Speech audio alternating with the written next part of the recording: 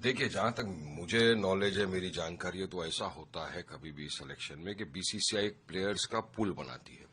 उस पूल का ऑक्शन होता है और जितने भी ये फ्रेंचाइजी ओनर्स होते हैं, ये सब उस ऑक्शन के अंदर से प्लेयर को लेते हैं। अब अगर इन्होंने लिया है, क्यों किया है, क्या क्या मैंने इसके समर्थन में होना, अगेंस्ट में बीसीसीआई का ये है। लेकिन हम तो पहले से बोल रहे थे ना, हम तो पहले से बोल रहे थे कि जब भारत पाकिस्तान के साथ मैच खिला रहा था तब हमने आपत्ति जताई थी।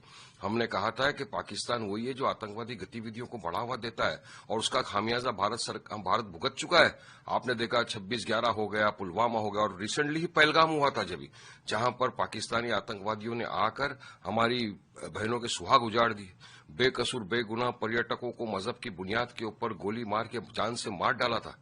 उसके बावजूद हमने कहा नहीं खेलना चाहिए, मगर भारत ने पाकिस्तान के साथ मैच खेला। क्यों खेला? चुनिंदा रुपयों के लिए।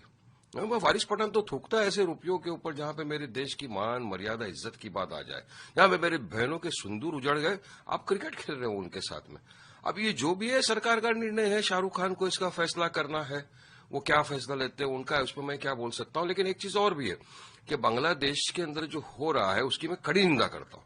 बांग्लादेश में जो हिंदू माइनॉरिटी के ऊपर अत्याचार हो रहा है, मॉब लिंचिंग हो रही है, उसकी मैं कड़ी से कड़ी निंदा करता हूं। नहीं होना चाहिए, वायलेंस नहीं होना चाहिए, किसी को भी कायदा कानून अपने हाथ में लेने का अधिकार नहीं है।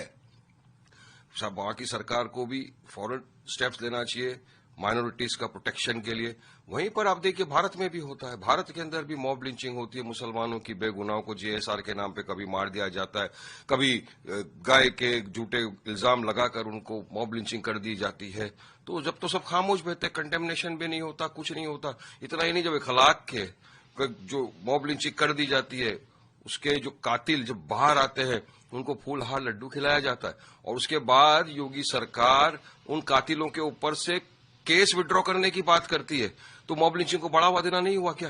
कंडेम होना चाहिए, कंडेमनेशन होना चाहिए। जहां भी वायलेंस का मैंने हमेशा कंडेम किया था, करता हूं, करता रहूंगा। किसी को कायदा कानून अपने हाथ में लेने का अधिकार नहीं है।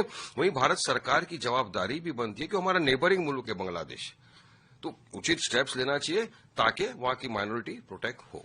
क्या आपको लगता है कि